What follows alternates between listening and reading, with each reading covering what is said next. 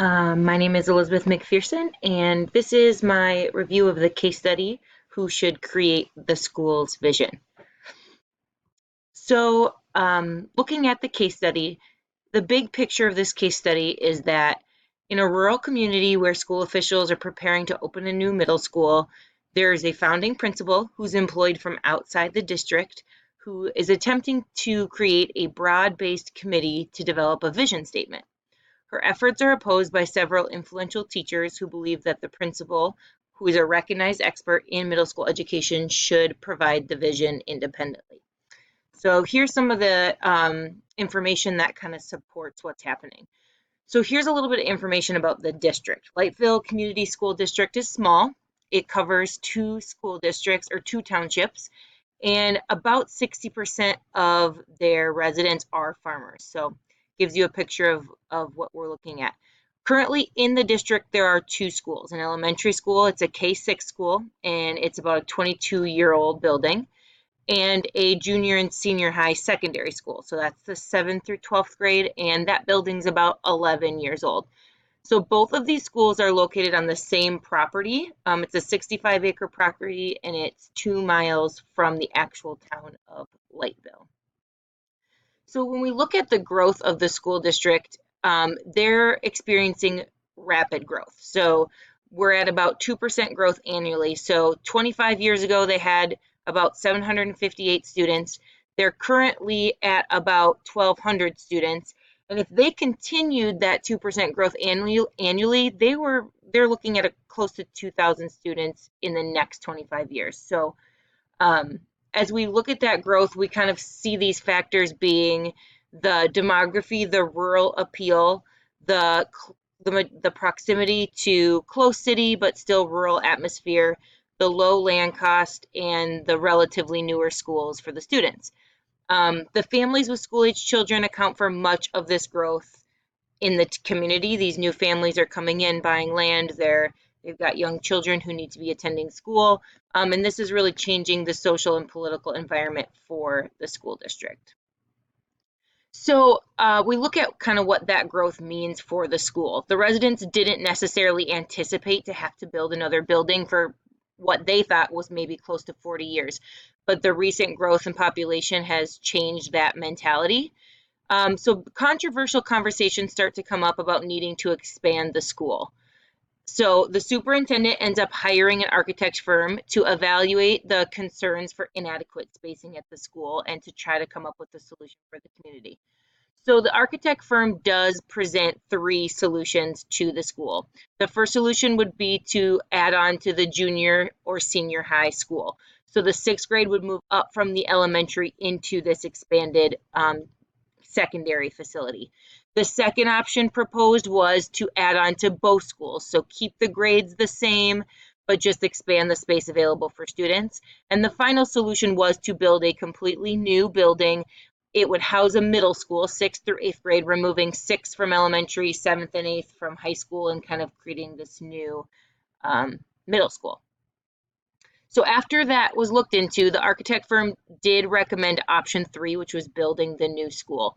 So their rationale behind offering that was, although the cost would be the most out of all three options, it was the most favorable in the long term for what they'll need educationally and for the growth of the town. So in that last slide we looked at, if they continue that 2% growth, they're looking to serve close to 2,000 students. And so the firm did believe this might be the best for that projection. So the superintendent announces his agreement to move forward with the third option of building a new school and requests that the school board adopts it. So after he makes this recommendation to build a new building, the community kind of falls into these three categories. So they've announced this to the public. People are knowing what the consideration is to build this new building. And there's a group of people who oppose the new construction. It's primarily landowners. They're not necessarily saying they don't think they need more space. They're just saying that, it seems like they have some debt maybe from the other buildings, and they think they should wait about 10 years until that debt is cleared up and then consider potentially building a new building. There's a second group of people who favor maybe option 1 or 2. They're okay with expanding a building they have, but not creating a whole new building. This would optimize cost and lower the tax implications for the community. And then there's a third group of people who support the superintendent's move to build a new school. These are those new families that have comprised of a lot of this growth. They have young children, kind of an investment in the future of the district, and they kind of go full force to actively campaign for this new building. So after about 4 months, the initiative does go to a vote with the school board. The school board does vote 4-1 to build the building. When they bring the referendum to the vote, the voters do approve it with a pretty small margin, 53% to 47%. So that makes it pretty obvious the community was divided in its opinions on kind of how to proceed, but the referendum did pass to build the new building. So the new middle school is going to be on that 65 acres of land with the other 2 schools. It would hold approximately 450 students. It'd take about a year and a half, 18 months to build. And the suggestion was to hire the new principal about a year in advance so that things could be put into motion. So here's how this new principal kind of came to the school. So they sought to hire this principal so they could be there in advance to be a part of the build and the process of setting up the school. So 22 applicants applied. The committee ended up interviewing 4 of those people, and of those, a woman named Susan Potter, who was a former teacher and a current middle school assistant principal, was selected as their candidate for the principal of the new school. She was coming from a suburban area. She was a little bit hesitant, but kind of excited about the prospect of trying this new adventure, and so she does accept the principalship. So the superintendent lays out what her responsibilities would be for the school. So about a year in advance, the objectives for her to work on are to make staffing decisions. So she's able to do this relatively easy. She pulls from applicants that are currently in the staff, students that are or teachers that are at the elementary or the high school coming to teach at the middle school. Then she was asked to organize the programming, and thirdly, collaborate with the architects in that final construction piece. So in order to go with number 2 and organize the school program, she does set up an advisory committee. So the principal sets up this advisory teacher, and it ends up being herself, 4 teachers, and 4 parents. So they have this first meeting, and in the original meeting, the principal, Susan, expresses that she does not want to be the head of this advisory committee. She believes that she should just participate and that someone else should kind of take the lead. The committee is pretty hesitant to this, but they eventually do come around to agreeing, and a teacher by the name of Helen Burke steps up, but with the agreement that Susan is going to support her and help her in this head of the committee role. So along with identifying who's the head of the committee, they also go through some other guidelines. They decide the committee is going to operate democratically, that the consensus was made that there should be a consensus every time a decision is made, that they will vote, but they want there to be agreement in the vote. The committee will develop a vision statement. The vision statement will reflect collective values and beliefs, and all stakeholders will be given an opportunity to suggest elements of the vision or react to others' proposals, so have a say either way. So after this first meeting, Helen comes to Susan and kind of addresses a little bit of concern. So first of all, Helen kind of lets Susan know that they're very confident in her leadership. She should kind of take the ball, get rolling, and they'll trust her and follow her. She also explains that there is some hesitation on how the committee wants to develop that vision. Susan has explained to Helen that she wants the committee to develop the vision statement, and she's very explicit in saying that she wants the committee to participate in that.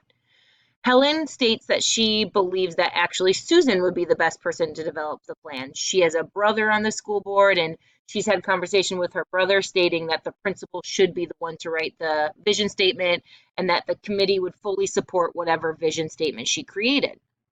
Susan expresses her discomfort in that she does not want to make an executive decision. She doesn't want it to be about her. She wants it to be the team's consensus and vision and beliefs, and Helen kind of continues to disagree with this. So Susan remediates the disagreement at the time by suggesting they bring it to the next committee meeting and ask the committee what they think about the creation of the vision.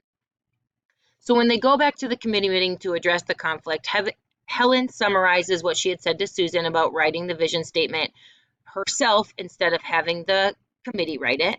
Susan also addresses and shares with the team that their beliefs and values would create a more community-focused vision, that they're part of the community, they've been there, she's new to the community, and their input would be invaluable to the vision. So another member of the advisory committee speaks up, Dan Kelby. He's a PE teacher, and he kind of just says, you know what, I personally would like you to write the vision. I promise you I'll speak up if I disagree, but you should write it. After he speaks this opinion, other committees kind of quickly chime in, and they're kind of all saying, yes, Susan, you need to write the vision. We'll let you know if we don't agree, but this is your job. We trust you. So after a lot of disagreement, they did take a vote to formalize Helen's preference that Susan write the vision. It was voted 7-1. So Susan was the only one who was against the opportunity for the team to write the vision, and 7 wanted Susan to write it herself. So we're kind of stuck in this limbo of Susan being a new principal, the committee really wanting her to take the lead and do this vision statement, her being very confident that a team should be making this decision. So we look and see if we think that there's any legal or ethical issues. There's really not a legal concern at this point. No one's doing anything wrong legally. There's no laws being broken. Each step of the process has been considered and proceeded correctly in terms of hiring the principal, assigning the committee, things like that. You know, ethically, we consider a conflict that's going against what the principal did outline in the committee guidelines. It seemed like that first meeting of the committee, it was very clear that she wanted it to be a team decision, and at that point they were all in agreement. So initial commentary does note that the only concerns they had with the guideline was the committee chair, and they expressed no concerns at that time with a team vision being created. So then the other ethical consideration potentially would be that, you know, having sole input on a vision doesn't cast a community outlook, and so the concern with including everyone as a part of that. So to synthesize all of that information, an advisory committee appointed by the newly hired middle school principal, Susan Potter, is unfamiliar and seemingly uncomfortable following her collaborative and participatory style of leadership in creating the vision for the school, causing conflict when voting to have her create the vision without the input of the team as Susan originally requested of the committee. So now let's kind of look into those facts specifically. So we kind of know what's happening, but let's maybe cast some opinions on it. So the people involved in the situation are the superintendent. He is the one who went ahead with the recommendation from the architect committee, presented it to the community, has kind of asked the board to vote on it. There is a school board. It's important to note that 2 of the 5 members of the school board are new to the community. So it seems like they would have a very personal and future-oriented opinion about the spacing concerns and what's needed for the students. Susan is the new principal. She does have middle school experience. She is also coming from a suburban area, not a rural area, so she does have maybe that learning curve to come through. There's an advisory committee of the teachers and the principal. And then Helen kind of plays a big role in this as the advisory committee member and chair teacher in the school, having some relatives that seem to have some positions of influence in the community, one being a school board member and one being a farmer in the community who actually did want the new building. So she kind of comes into play as she's trying to sway Susan towards the committee and also with these personal influences in the community. We also know that there's going to be students impacted, those 6th through 8th graders in question. Are we moving them buildings? Are we creating them a new building? This really shifts the culture of the school. The teachers are impacted. We're merging teachers from elementary and secondary into a new building. The culture in an elementary school is significantly different than the culture in a high school. Having taught at both, I know the mindset for teachers in those environments are so completely different. And so to pull teachers from those cultures to create this new culture definitely is something to be noted. And then to think about these 4 new teachers joining this community, it seems to be a pretty established, close-knit community. These teachers have probably worked together for a significant amount of time, I would assume. And so for these new teachers to come in and try to play into that community also, provides a dynamic. And then we have the community at large, the people that are living and doing life there, these farmers, these new families blending into this kind of established culture. The fact that these community members are split on this decision. So we think that, there were these 3 groups of people and only one group essentially got their way. So we know that there's probably some dissonance in the community. And then those family ties. We know that there are community members related to school board members, related to teachers, all having influence in how this is said. So there's just a lot of players that are kind of moving in this puzzle.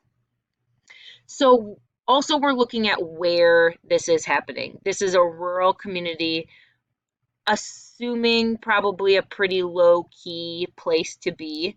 And so this new kind of burst of growth is probably both culturally, economically, financially a new thing for this community.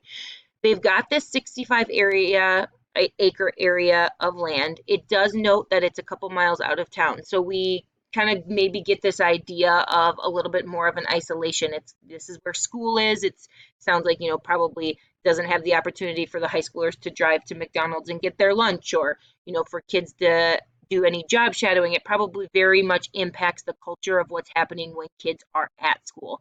Having taught in a school that's kind of smack in the middle of the city, our kids have the opportunity to leave for a work hour, to have a lunch, to, drive here, there, or wherever after school. And so that really does probably promote some closeness in this school district. And so that, I'm sure, plays into this consideration of considering yet a 3rd building on this property. We do know that the schools that already have are relatively new, which caused this disagreement with the new building. If we have these new facilities, if we have the space, why do we need a whole new building? What are our options otherwise? And then, to know the lifestyle and the planning and the financial kind of preciseness that farmers often have to have. I'm sure that many of them were very concerned about the debt that this would incur and what that would mean to their community and the money that they put into the community. What would that sacrifice in other places? What, having the debt of a new school, what would that prevent their community from having otherwise? And then we know that these are all young families. This rapid growth is coming, this farm industry, this culture of probably very established families with this blend of new families. Just a very shifted community at this point. So we also think about what all of this means for the for the school. So the students that are in 6th through 8th grade are kind of now focusing on this new shift. 6th graders are no longer going to be elementary. I know that, having taught 6th graders, this is kind of like king of the hill for elementary. It's like you're finally the oldest kid there, and so they're all of a sudden going to move to the low man on the totem pole in middle school. So that definite dynamic shift for families as well, anticipating their 6th grader having one more year in elementary, but now actually this mindset to middle school. And the same thing for 7th and 8th graders, that anticipation as a 7th grader to kind of like be going to high school, and that accountability and excitement for what's there, and now that shift in putting that into a middle school. I also think it's important to recognize what that would do for the opportunities and expectations of the family. How does that affect sports teams? If 7th and 8th grade used to be high school, were they getting to play on varsity sports teams? Were they getting to join, clubs that were exclusive to high school at that point? Are they having less access to coursework? Maybe some gifted 7th and 8th graders were being able to take high school credits because they were in the building, or participate in classes with some of the older kids due to their ability level. So shifting those 7th and 8th graders to a middle school could really impact the opportunities they may have that previously they were entitled to, being a part of the high school environment. So you have to just kind of think that the other building options of expanding those 2 buildings probably would not have impacted the programming as significantly. The amount of kids doing what was happening would increase, but it wouldn't really be changing how things worked in the district. And by adding this third school, it's kind of really changing, especially for that 6th and 8th grade range, a lot of their opportunities in one way or another. Then you think about the opportunity for curriculum. Again, who knows, were these 7th and 8th graders having access to high school curriculum? Now for 6th graders, there's probably even more opportunity for gifted and growth being with some of the older grades instead of the elementary. Building another building, how does that affect the funds available for growth in the future? Are we now limited to the cost of technology in the future? If we have this debt for a new school, are we limiting what we're purchasing with, iPads, one-to-one, textbooks, any of that kind of stuff? Again, looking at that age shift and where our program's going to be now. Some districts have certain programs housed in different areas. A high school might house a specific club or program or district initiative, while the elementary might do another. And so how is that? How is a new building going to shift who is able to offer what and the access that the kids would have to that? The case study doesn't indicate that there's a private school option in the community. There may well be, but it seems like it's directing most of the students to this public school. So now we kind of look at prioritizing and reviewing some of this information. So we do understand that the stakeholders in this situation have significant potential to be hurt and for there to be dissonance in the community. So because of this split in the community of the building, now because of this split in the advisory committee on how to handle the vision and mission statement, there's a lot of kind of unsettled business in a community that I would assume probably hasn't experienced a lot of that, to be honest.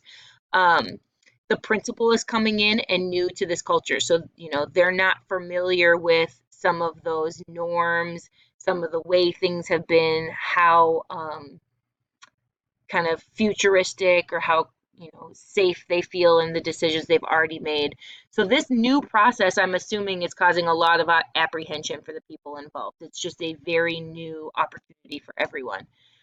So the people that have a stake in how this conflict is resolved are the administration, the staff, and the family. So, the administration has hired Susan. They've allowed her to select this committee. They've allowed some of these votes to happen for the new school. And so they've played a big role in how this has played out. The staff is now involved because whoever ends up writing this vision, they're going to be the ones in charge of implementing it. And so they applied to be a part of something new and understand that they're now going to have the responsibility of implementing anything new that comes around.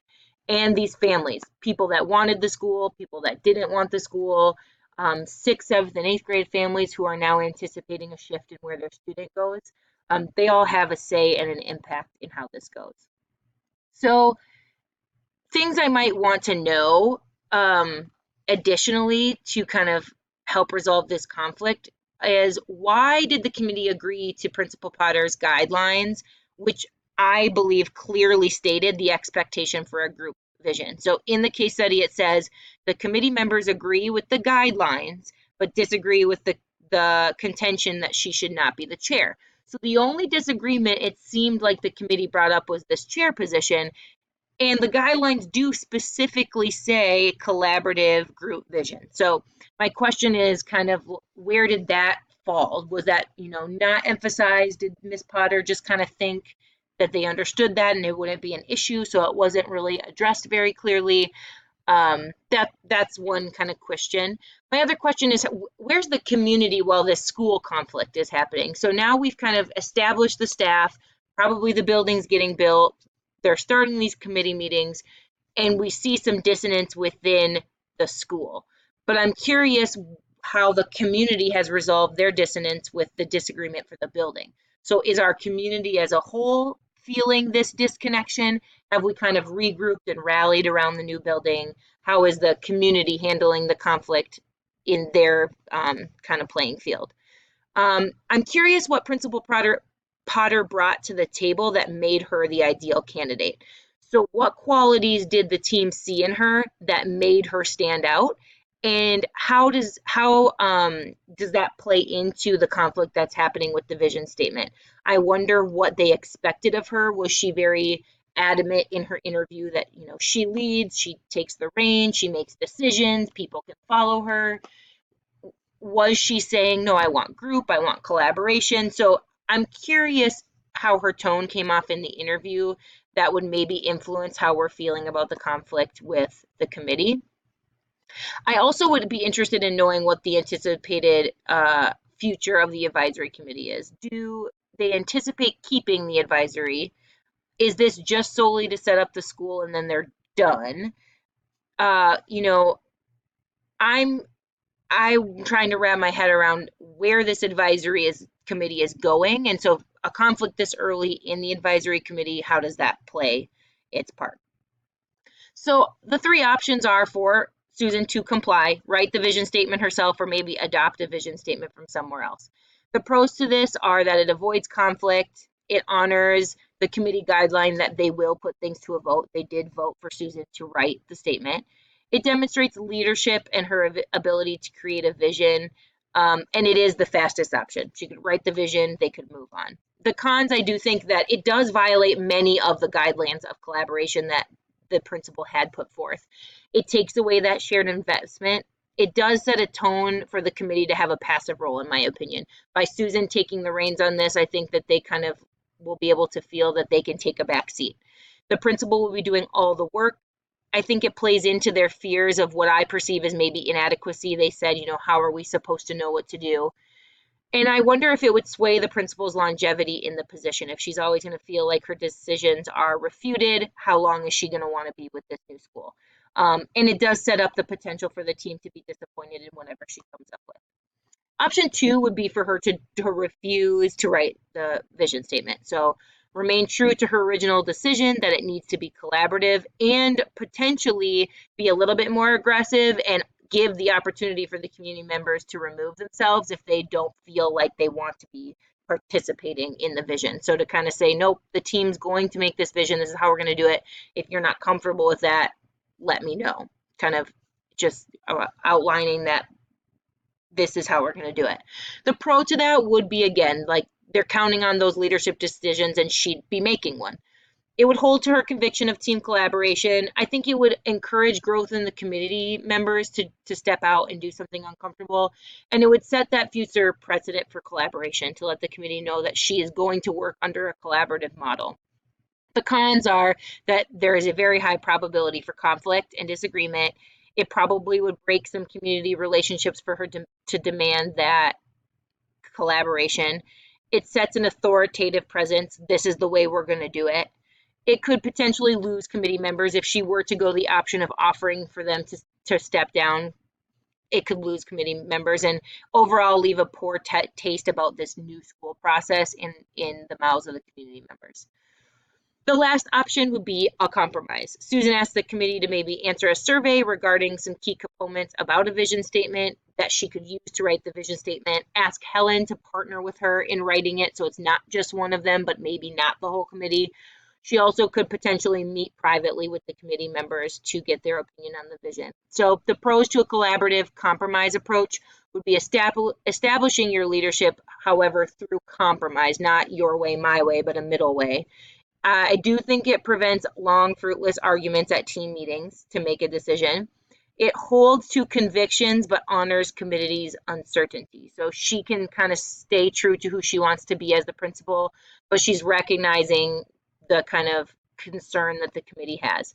Encourages compromise in the future, encourages growth in community members, sets a future precedent for collaboration, to kind of let them know that's how they're going to do things. And it does engage all the members in the vision. I think Susan's ultimate goal is for everyone to understand that she wants that engagement from them, and not that passive approach. The cons are that this is the most time-consuming approach. It still does put the responsibility mostly on Susan or Susan and Helen to be writing it ultimately. There's still the potential that they will push back and not agree with this method. And if time ran out before they could accomplish kind of all these individual tasks with the committee members, it might kind of pose a time crunch on some of the important things the committee does need to pursue. I believe that option 3 is the best option with a compromise. The committee members seem to have unanswered questions and concerns in the process. Seems like they're all kind of new to a new school idea. So option 3 allows validations of the concerns without too much compromise on either party. I think that there's a perceived fear of failure by the committee. Helen kind of indicated that when she said, why should we pretend to know as much as you do? So I think that they believe that if Susan wrote the vision statement, they wouldn't be letting anyone down. And so I do think that compromise kind of empowers them to kind of overcome that fear. It gives Principal Potter the obligation to respect how she wants to do principalship, respect the fear that the committee might have transitioning, but it gives her no obligation to compromise who she is as a principal. So I think she can honor the committee, but not compromise her values as a leader. That kind of rides this fine line between pushing and leading. I think option 2 would turn Susan into a pusher, and that might cause some conflict. Option 1 would kind of let the committee maybe feel like she can be pushed. And so that fine line of knowing how to lead, not push, allowing for the compromise, but establishing expectations from the beginning. So I believe option 3 embraces the committee's desire to be led, but also gives a voice to Principal Potter's desire for collaboration. So the way that I would do this is I would have Susan and Helen meet to review vision statements that have been successful for schools, other schools. They'd identify key information that they want from the committee. So examples of a survey they could send out might include, what's the need for a new vision? What elements of your own professional vision should we incorporate? What elements are essential for me to be able to support the vision? How will our school change or grow as a result of our vision? How long or short do you believe it should be? What kind of school do you hope to have? What feeling should our vision portray to parents, students, and community members? How can this vision engage participation? So by sending out this kind of survey to the committee members and giving them time to process it, they'd be able to share their opinions. So then step 2 would be to collect that information from the committee members. Ask them, send this survey out to all of them, ask them to fill it out completely and accurately, and then request that they maybe have a conversation with Susan and Helen about it, kind of to do more than put it in writing, but to give some language to it. So it's not arguing with anyone, it's simply presenting what's important to them. Step number 3 would be for then Susan and Helen to take all this information from everyone and synthesize it, summarize it. So narrow it down, find where ideas compare, find what seems meaningful to everyone, narrow it down, and then ultimately write the vision statement and present it to the committee. So they would have this vision statement comprised of everyone's ideas, which was not just sitting in a meeting and arguing. Share those opinions, have room for revision, and then essentially have a vote to adopt the decision. One outcome of this could be that everyone participates. Everyone does the survey, everyone comes and meets with Susan, a clear, cohesive theme emerges, and the vision statement can be written. Outcome 2 would be that for the most part, there's participation, partial participation. Maybe most of the people do the survey, but people don't really want to talk to Susan, so then there's some interpretation maybe on what's submitted in the survey. It leaves a little bit of kind of read between the lines maybe, but even if it's not full participation, it would be likely that a collaborative vision could be written. Option 3 would be that people don't really want to do this. They say, okay, yeah, let's do this survey, but there's still kind of resistance. No one really does the survey. They leave questions blank. They give vague answers. At that point, a vision probably could be created, but it would lack full team input and probably lean towards more vision 1 of Susan just having to write it herself. And the last option, which is viable, is that they all just say no. They do not want to do that. They don't want to give their input. They kind of still have that resistance.